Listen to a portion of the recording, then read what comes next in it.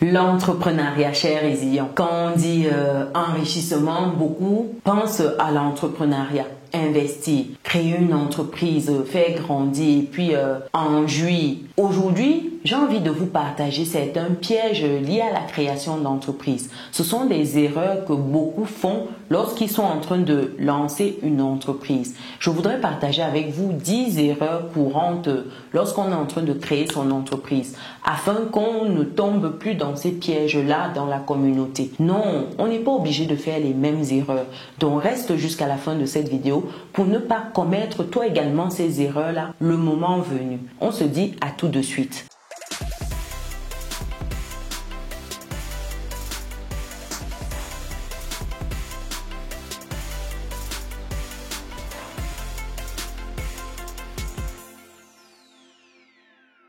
Bienvenue de nouveau sur Business et Réussite, la chaîne qui te permet de muscler ton mindset et tes finances. C'est quelque chose qui te parle, clique sur le bouton, active la cloche, partage autour de toi. Si tu me découvres dans cette vidéo, je suis Chimène Nana, je suis maman, je suis entrepreneur, je suis investisseuse et j'accompagne les personnes qui souhaitent investir, qui souhaitent level up leurs finances, qui souhaitent mieux gérer leur argent au quotidien. Donc si c'est ton cas également, tu peux me contacter en allant sur businessetréussite.com, onglet prendre rendez-vous. Si tu souhaites investir dans l'immobilier, sur les marchés financiers, investir en Afrique, contacte-moi, onglet prendre rendez-vous sur businessetréussite.com. Et pour des personnes qui immigrent en France, qui y sont depuis un moment, vous avez ce livre Vivre et réussir en France qui vous permet justement de multiplier vos sources de revenus.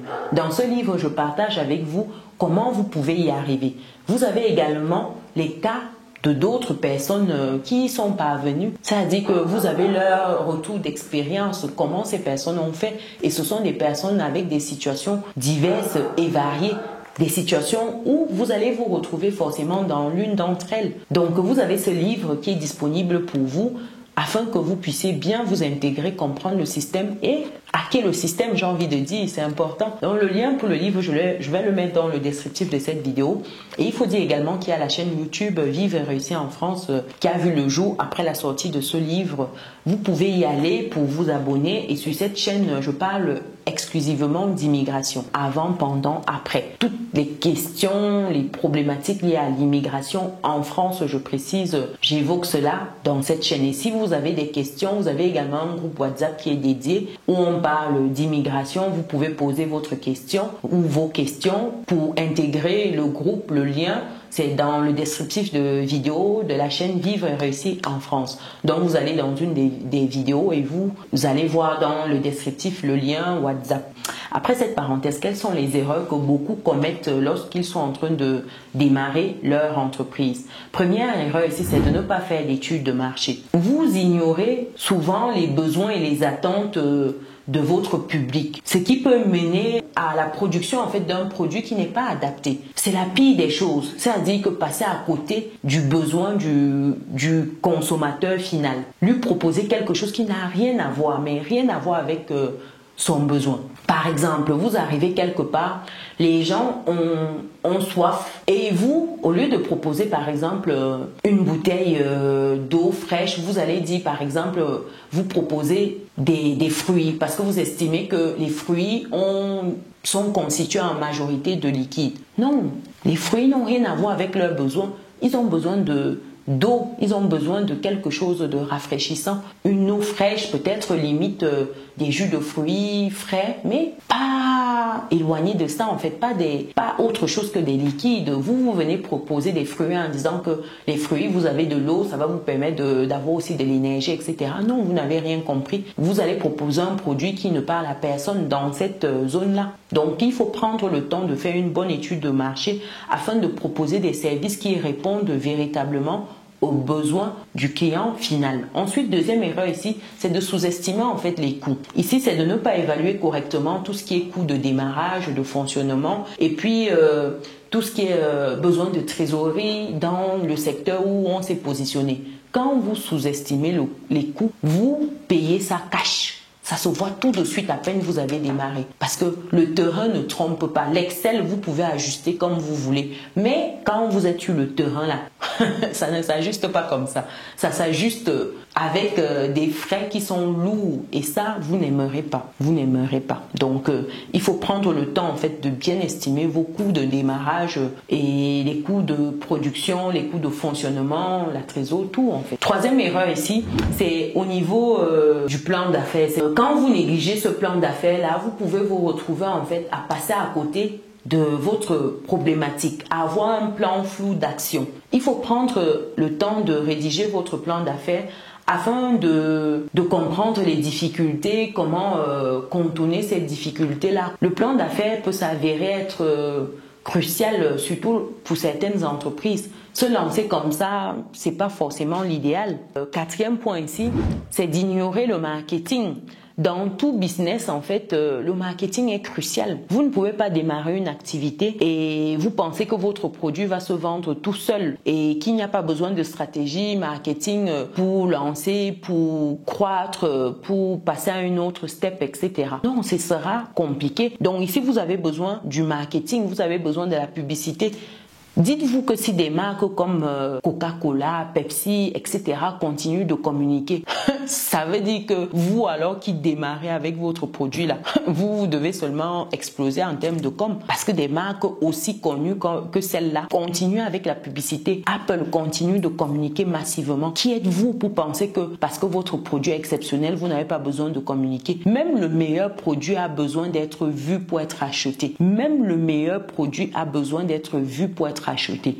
Je répète, pour que ça rentre bien. Parce qu'il y a beaucoup qui disent que non, nous on n'a pas besoin de communication. Ça veut dire que le besoin est tellement présent qu'on n'a pas besoin de communiquer. Ah bon? Tu n'as vraiment pas besoin de communiquer. Tu vas bientôt lire, comme on dit au pays. Cinquième point ici, c'est trop se concentrer sur le produit. Non, il y a des gens qui lancent le produit, ils sont seulement omnibulés par le produit. Et ça, ce n'est pas bien parce que il faut comprendre que le produit n'existe pas s'il n'y a pas un client qui est prêt à acheter ça. Donc, ça veut dire que vous devez prendre le temps de comprendre l'expérience client. Est-ce que l'expérience client est si intéressante? Vous devez écouter les retours du client et adapter votre produit, améliorer votre produit en fonction de ces retours-là. Vous ne pouvez pas être là, vous êtes toujours en train de peaufiner un petit truc sur le produit. Vous oubliez les clients qui disent que il y a ça qui ne va pas, ça.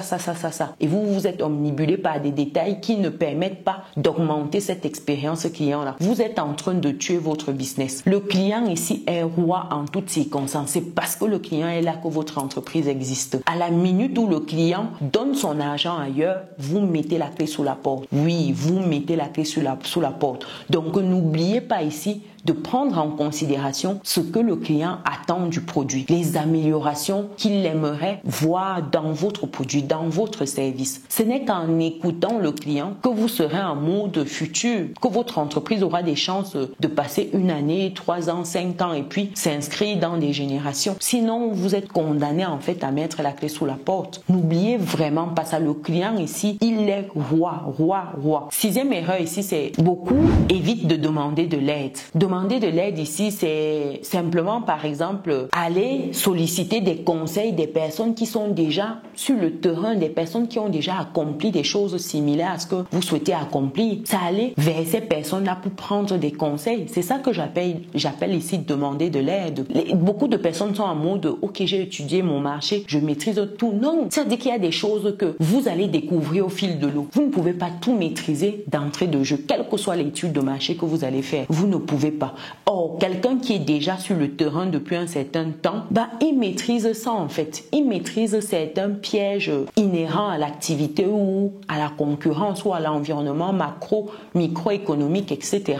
Et là, lorsque vous allez vers cette personne-là, prendre conseil, quand vous avez une situation, cette personne vous permet de débloquer et d'avancer. Ne négligez pas ce volet conseil-là. C'est très très important lorsque vous démarrez une entreprise. Sinon, vous allez vous casser la figure, je vous assure, en bonne et due forme.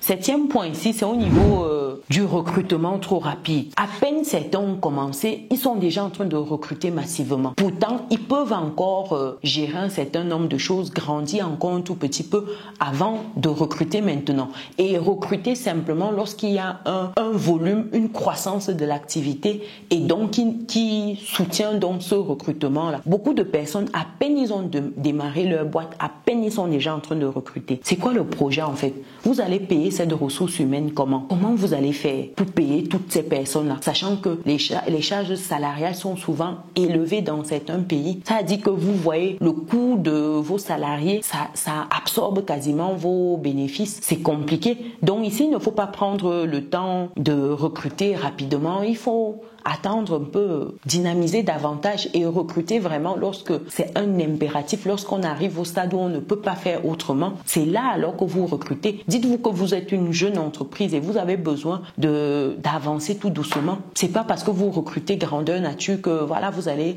prouver quoi que ce soit à qui que ce soit. On s'en fout en fait. On s'en fout. 8e point ici, c'est être trop attaché à son idée. Ah, ça c'est une erreur que beaucoup font. Ils sont attachés à leur idée. Ici, vous devez être ouvert aux différents retours que les autres vous font. Quand vous êtes avec des gens, vous avez peut-être des partenaires et tout, vous avez un conseil d'administration, vous devez tenir compte des retours qui vous sont faits. Ne tombez pas amoureux de votre idée. Ne tombez pas amoureux de votre produit. Non, vous êtes en train de courir vers votre perte. Parce que ici, vous serez réticent à certaines améliorations, certaines évolutions qui sont incontournables parce que vous voyez votre produit comme voilà votre bébé ultime. Non, à un moment, vous pouvez démarrer quelque chose. Quelqu'un vient et puis il mène ça à une dimension que vous n'avez même pas imaginée. Mais pourtant, c'est vous qui êtes à l'origine du projet. C'est pour cela qu'on dit qu'il ne faut pas tomber amoureux de son projet, de son idée, de son produit. C'est dangereux. Par exemple, Steve Jobs, il a démarré Apple. À un moment, il a été viré avant de revenir. Vous imaginez, on vous sort de votre entreprise, de votre bébé. Vous vous retrouvez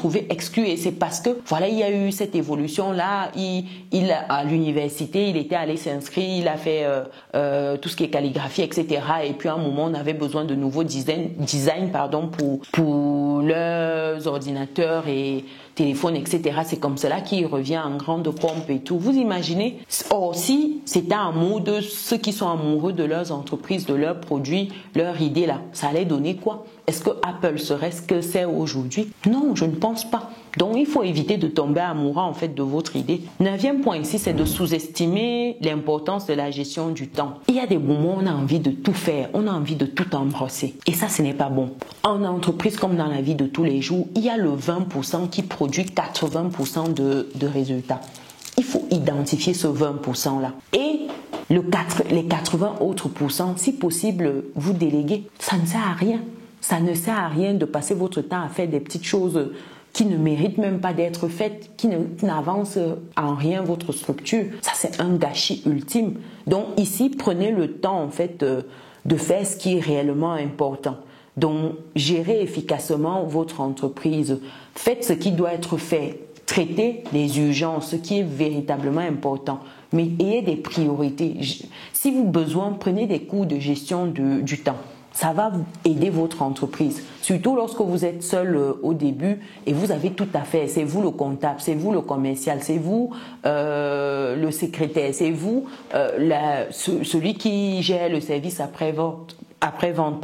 C'est vous qui délivrez les produits, etc. Vous êtes partout. À un moment, il faut que vous soyez organisé, sinon ça ne va pas donner. Ça ne va pas donner. Et un 10e point ici, c'est ignorer tout ce qui est réglementation et tout ce qui est aspect juridique. Quand vous êtes en train de vous lancer dans la création d'une entreprise, ça dit que ce volet-là ne pardonne pas. Vous devez prendre le temps de bien vous informer sur tout ce qui est réglementation en vigueur dans votre environnement, dans votre pays. Parce que quand il frappe où ça fait mal. Et souvent, c'est la clé sous la porte directe. Ça veut dire qu'il faut prendre le temps d'être en règle dans votre créneau. Prenez le temps. Et ça passe par aller prendre les bons conseils, se rapprocher des personnes qui ont la bonne information. Tout ce qui est juridique, tout ce qui est fiscalité, faites-vous accompagner. Faites-vous accompagner. Vous pouvez prendre les services ponctuellement de quelqu'un ou voilà si besoin, mais ne restez pas seul dans votre coin. Donc voilà 10 erreurs que beaucoup font lorsqu'il s'agit de lancer une entreprise. Dites-moi, est-ce que vous avez déjà fait certaines de ces erreurs-là? Est-ce qu'aujourd'hui vous êtes en phase de démarrer une entreprise? Qu'est-ce qui vous fait le plus peur dans tout ça? Partagez votre expérience également dans la création d'entreprises. Aujourd'hui, nous sommes à plusieurs entreprises créées et ce sont des choses vraiment concrètes que je vous dis. Ça peut vous sembler comme ça, mais quand vous êtes sur le terrain, vous vous rendez compte que la plus petite erreur peut être fatale pour votre business. Surtout lorsque vous commencez, vous êtes seul, vous avez certains capitaux, des capitaux qui sont souvent limités. Je vous assure que certaines erreurs vous coupent l'herbe sous le pied. Vous êtes mort en fait avec certaines petites erreurs, mais ça ne joue pas. Vous payez ça cash. Quand vous quittez de votre Excel là pour aller sur le terrain là, la réalité est brutale, je vous assure. Et surtout lorsque vous êtes dans des environnements comme certains pays en Afrique. Oh, ça dit que je ne veux même pas ouvrir cette parenthèse. En tout cas, pour les personnes qui sont arrivées jusqu'ici, mettez en commentaire création de société. Je saurais que vous êtes arrivés jusqu'au bout. Pensez à mettre un like, à mettre un pouce, à partager autour de vous. Ça va sauver la vie de quelqu'un, je vous assure. Nous, on se donne rendez-vous dans une prochaine vidéo.